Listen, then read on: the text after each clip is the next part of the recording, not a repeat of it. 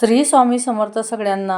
आजचा दिवस तुम्हाला खूप छान आनंदात आणि मजेत जाऊ ही मी स्वामी महाराजांचरणी प्रार्थना करते. तर आजच्या दिवसाला सुरुवात झालेली होती. सकाळूनच दिवसाची सुरुवात छान झाली होती. सकाळीच मनाशी ठरवलं होतं की घरातली कामं सगळी पटापट आवरून घ्यायची आणि दुपारून आपल्याला जी पेंडिंग कामं आहेत आपली, तर ती पेंडिंग कामं जी लिस्टमध्ये कामं लिहून ठेवली होती, तर ती कामं कंप्लीट करायची आहे. ज्यावेळेस आपण आपल्या कामांची लिस्ट मी तुम्हाला एकदा माझ्या व्हिडिओमध्ये पण दाखवलेली आहे. जर आपण आपल्या घरामधली भरपूर सारी कामं आहेत, त्यावेळेस आपण खूप कन्फ्यूज होत असतो की आज हे काम करू का, ते काम करू का? त्यावेळेस आपल्याला कळतच नाही की काम कुठलं करावं असं म्हणून. तर मी माझ्या एका व्हिडिओमधनं सुद्धा तुम्हाला दाखवलेलं आहे की मी लिस्ट करून ठेवते कामांची आणि ती फ्रीजला चिपकवून ठेवते किंवा फ्रीजला लावून ठेवते किचनमध्ये एका साईडला. जेणेकरून ते कामांची लिस्ट जेव्हा आपल्या डोळ्यासमोर दिसत असते ना, तर त्यावेळेस आपली कामं खूप पटापट होत असतात आणि आपल्या डोळ्यासमोर ते कामं जेव्हा किचनमध्ये आपण फिरत असतो त्यावेळेस आपल्या डोळ्यांसमोर ते कामं दिसली की लगेच आपल्या लक्षात येतं की हे काम माझं आता राहिलं आहे. आणि माझंही तसंच आहे. जर ते कामं माझ्या डोळ्यासमोर ती लिस्ट राहिली तर मी एक एक कामाला रब करते, म्हणजे टिक करते की हे काम झालं आणि लगेच नेक्स्ट कामाला सुरुवात करते. कारण ती लिस्ट केल्यामुळे आपले कामं खूप भराभर होत असतात आणि कामं पेंडिंगही पडत नाही. तर सकाळी पण मुली स्कूलला गेल्या होत्या आणि त्या स्कूलला गेल्यावर त्यानंतर मग मी घरातली कामं आवरून घेतली आणि 1:30 वाजेनंतर 1:30 पावणे 2 वाजेनंतर मग घरातली सगळी कामं कंप्लीट झाली. आणि मग मी ठरवलं की आता माझी राहिलेली कामं आज कुठल्याही परिस्थितीमध्ये मला करायचीच आहेत. तर एक जेन्युइन जे मोठं 2 कामं होते माझ्यापुढे. तर घरातले कपडे शिलाई मशीनसाठी खूप अल्टरनेशनसाठी पडलेले आहेत. ते कपडे मी बाजूला काढलेले आहेत मुलींचे आणि माझे. तर पहिले ते ब्लाऊज करायला, मैत्रिणीचं ब्लाऊज होतं माझ्याकडे, तर ते ब्लाऊज अल्टर करायला घेतलं. तर त्यावेळेस दोरा खूप जास्त तुटत होता. मशीन खूप जास्त दोरा तोडत असल्यामुळे मग मी पहिले मशीनला ऑइलिंग करून घेतलं. खूप दिवसापासून मशीनला ऑइलिंग केलेलं नव्हतं. जसं मोबाईलची बॅटरी डिस्चार्ज होते, जसं आपल्याला बॅटरी चार्ज करावी लागते, आपल्याला जशी भूक लागते, तसं आपल्या पोटामध्ये आपल्याला जेवण पाणी टाकावं लागतं. त्याचप्रमाणे प्रत्येक गोष्ट डिस्चार्ज झाल्यानंतर जसं त्याला त्या चार्जिंगची गरज असते, तशीच ह्या मशीनची पण गोष्ट झाली होती. तर मशीनलाही मला चार्ज करायचं होतं, तर त्याच्यामध्ये मी ऑइल सोडून दिलं, पूर्ण ऑइलिंग करून घेतलं आणि म्हटलं त्याचं ऑइलिंग छान झालं की मग नंतर 1-2 दिवसांनी कपडे मी अल्टर करायला लागेल. सगळे घरामध्ये भरपूर कपडे पडलेले होते. फक्त तेच काम एक राहून जात होतं आणि सगळ्यात माझ्या डोळ्यासमोर सगळ्यात मोठा यक्ष प्रश्न होता, तो बेडरूमची डीप क्लीनिंग. तर मी ते मशीनचं काम आवरलं आणि आत्तापर्यंत काय होत होतं 3-4 महिन्यापासून फक्त मी बेडरूम वरवर साफसफाई काढून घ्यायची बेडरूमची. जसं आपण हॉल, किचन वगैरे काढतो सगळं डीप क्लीनिंग, तसं बेडरूमचं व्हायचं नाही. कारण की सध्या होतं काय, नविका झाल्यापासून 3-4 वर्षापासून जे माझ्याकडनं एकटीकडनं पहिले सगळं काम व्हायचं, सगळं मी एकटी आवरायची. परंतु ह्या कपाटी बेडरूमच्या पूर्ण ओव्हरऑल कपाटी आणि बेड पूर्ण मी एकटी सरकवायची नविका होण्याच्या पहिले. परंतु जशी ही नविका झाली आणि डिलिव्हरी झाल्यापासून ह्या कपाटी सरकवणं किंवा ह्या सगळ्या गोष्टी करणं, बेड एवढा जड बेड असतो, तो बेड सरकवणं हे सगळं मी पहिले करायची. परंतु आता माझ्याकडनं ह्या गोष्टी अजिबात होत नाहीत. पण मग यांना सॅटर्डे संडे सांगितलं की मला हेल्प करू लागा. तरीही हे नाही म्हणतात की मला सॅटर्डे संडे थोडासा आराम करू दे किंवा आज ह्या गोष्टी नको करू. सहसा सॅटर्डे संडे ह्या गोष्टी मी काढत नाही. हे घरी राहिल्या असल्यावर जे बाहेरचे वगैरे कामं असतात, सॅटर्डे संडेचे जे काही बाहेरचे कामं आहेत, तर तेच कामं करण्याचा प्रयत्न करत असते. म्हणून मग हे घरी नसल्यावरच मी हे कामं काढत असते. तर हे घरी नव्हते आणि मला हे काम काढणं खूप इम्पॉर्टंट होतं. आणि माझा स्वभाव असा आहे, म्हणजे मला कुठली गोष्ट आवडते, तुम्ही थंबनेलमध्ये बघितलं असेल, तर मला काय आवडतं, तर माझा स्वभाव आहे की मला एका जागेवर एक गोष्ट राहू द्यायला आवडत नाही. माझा स्वभाव असा आहे की मला खूप बदल करायला आवडतात. माझ्या प्रत्येक गोष्टीमध्ये, घरामध्ये असो किंवा कुठल्याही गोष्टीमध्ये असो, मला बदल करायला खूप आवडतात. जर एखादी गोष्ट खूप जास्त दिवस त्या जागेवर जर पडून राहिली, तर मला ते आवडत नाही. मला चेंजेस करणं हा माझा स्वभाव एक गुणच आहे. मला एकच गोष्ट एका टायमाला एकाच ठिकाणी थांबवून ठेवायला आवडत नाही. आणि पूर्णपणे माझ्या ऑपोजिट हे आहेत. यांचं कसं आहे ना ती वस्तू त्या जागेवर, तर त्याच जागेवर पडू दे. कशाला तिला इकडं-तिकडं करायची. परंतु माझं कसं असतं, मी बेडरूमच्या कपाटी, वॉर्डरोब कधी इकडं करते, कधी बेड तिकडं सरकवते, असं माझं चालू असतं. परंतु एवढ्या काही दिवसांपासून मी ते बंद केलं होतं, कारण माझ्याकडनं व्हायचं नाही. परंतु मग मला स्वतःलाच असं बोर वाटायला लागायचं. तेच बघून बघून बोर होत होतं. पण मग आज सकाळीच डिसाईड केलं होतं की नाही, आज आपल्याला करायचंच आहे.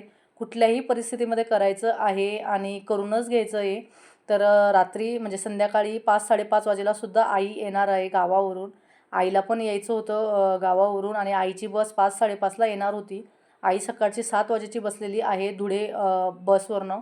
परंतु आईची बस फेल झाली आणि तिला बस चेंज करावी लागली आणि खूप उशीर होणार आहे. आईला 7-7:30 वाजणार आहेत यायला. तर मी म्हटलं तोपर्यंत माझं आवरलं जाईल. तर मी पूर्ण बेडरूमची सगळी क्लिनिंग करून घेतली. पूर्ण साफसफाई करून घेतली आणि मला त्रिशा नाही म्हणत होती, "मम्मा एकटी सगळं एवढं सरकवू नको, नको करू एकटं सगळं, तुझं पोट दुखेल." हे ते ती खूप जास्त बडबड करत होती. परंतु मी म्हटलं की हे हे घरी असल्यावर पण हे कामं होत नाहीत.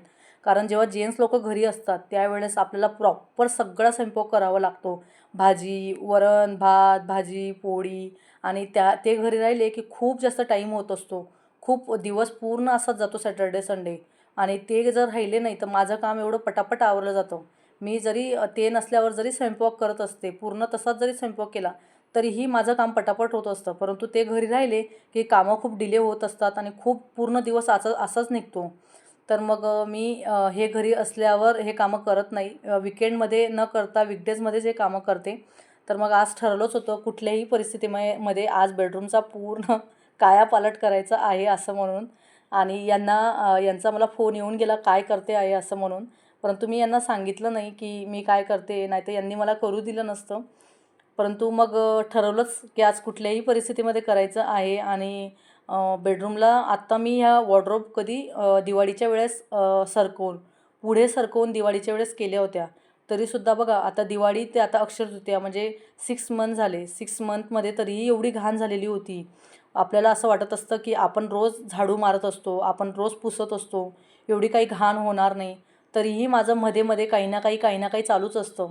परंतु आपण म्हणतो की काहीच झालेलं नसेल, परंतु कपाटींच्या खाली एवढी घाण झाली होती, खूप जास्त घाण झाली होती वॉर्डरोबच्या खाली.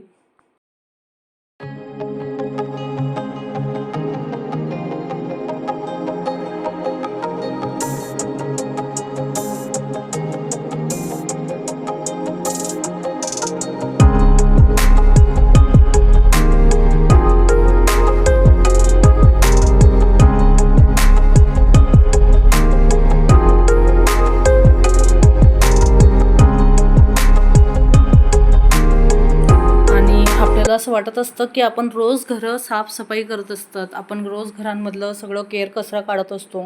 माझ्या घरात काहीच नसेल, परंतु जरी आपण हे 3-3, 4-4 महिन्यांनी काढलं, तरच घर मेंटेन होत असतं आणि माझं हे नेहमी असंच काढणं चालू असतं. त्या जागेवरच्या कपाटी इकडं-तिकडं सरकवून घ्यायच्या आणि त्या कपाटींखालची साफसफाई करून घ्यायची असं म्हणून. नेहमी माझं हे चालू असतं 3-4 महिन्यामध्ये किंवा 6 महिन्यामध्ये. दिवाळी टू समर सुट्टींमध्ये असं माझं नेहमी चालू असतं आणि ह्यावेळेस पण मी तसंच डिसाईड केलं की कपाटीच फक्त इकडं पुढे सरकवून आपल्याला केर कचरा काढायचा नाही आहे. तर मला आज थोडं बेडरूमचा कायापालट करायचा होता, थोडं बेडरूम चेंजेस करायचे होते. कारण बऱ्याच दिवसापासून फक्त मी इकडची वॉर्डरोब तिकडं सरकवून द्यायची. परंतु आज पूर्ण बेडरूमचा सेटअपच चेंज करायचा होता आणि नविकाला काय वाटलं काय माहिती, नविका पाणी प्यायला गेली. तेव्हा नविकाने मलासुद्धा पाणी आणून दिलं आणि ती म्हटली, "मम्मा घे पाणी पिऊन घे, थंड पाणी आहे, गार पाणी आहे." असं म्हणून तिने मला बॉटल आणून दिली आणि तिने मलासुद्धा पाणी पाजवलं. तर हा बेड एवढा हेवी आहे. तर त्रिशा म्हटली, "मम्मा नको त्याला बाजूला सरकवू, पप्पा आल्यावर करून घे." परंतु पप्पा येतील म्हटलं संध्याकाळी 7:30-8 वाजेला, तोपर्यंत काही तसंच राहू देऊ का? आणि तोपर्यंत माझ्या मनालाही चैन पडणार नाही. मला सगळं लवकर करून घ्यायचं होतं. संध्याकाळी आई येणार होती. आईकडे पण भरपूर सामान असतो. त्याच्यामुळे आई यायच्या अगोदर मला सगळं घर क्लीन करून घ्यायचं होतं आणि काय होतं जेव्हा आई आली ना, तेव्हा मला एवढा आळस येत असतो, म्हणजे खूप कंटाळा येत असतो. असं वाटतं स्वतःच्या मनाला, की आई सगळं आवरून घेईल, आई सगळं करून घेईल. त्याच्यामुळे मग जे हे करायचं होतं, ते आई यायच्या पहिलेच मला हे करून घ्यायचं होतं, हे सगळं आवरून घ्यायचं होतं आणि बेड जेव्हा माझा त्या वॉलच्या म्हणजे त्या साईडला होता, तर मी हा बेड आता त्याच्या ऑपोजिट साईडला केला, म्हणजे इकडच्या साईडला बेड सरकवून घेतला.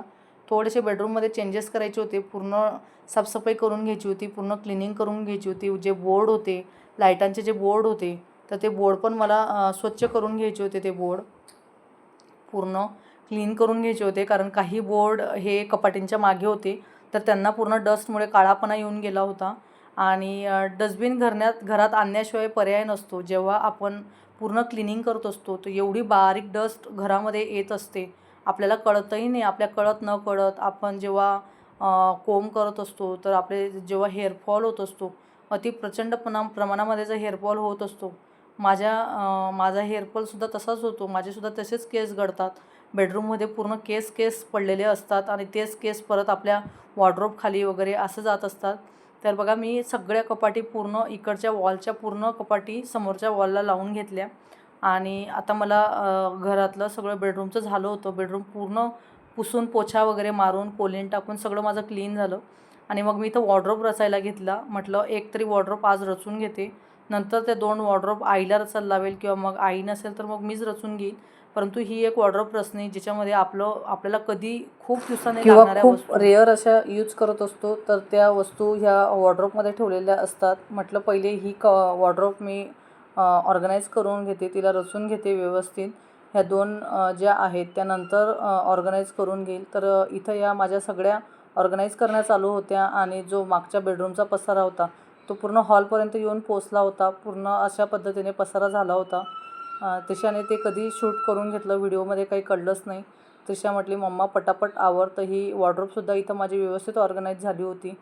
जरी आपण कितीही व्यवस्थित करून ठेवलं परंतु 15-20 दिवसांनी ते तसंच्या तसं होऊन जातं आणि सगळं झाल्यानंतर, सगळं लावल्यानंतर शेवटी अशी ही बेडरूम छानपैकी तयार झाली होती आणि मोकळं झालं होतं.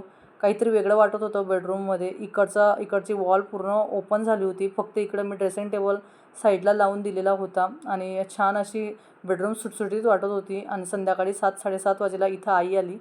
आईला कळत नव्हतं की मी आईचा व्हिडिओ शूट करत आहे असं म्हणून.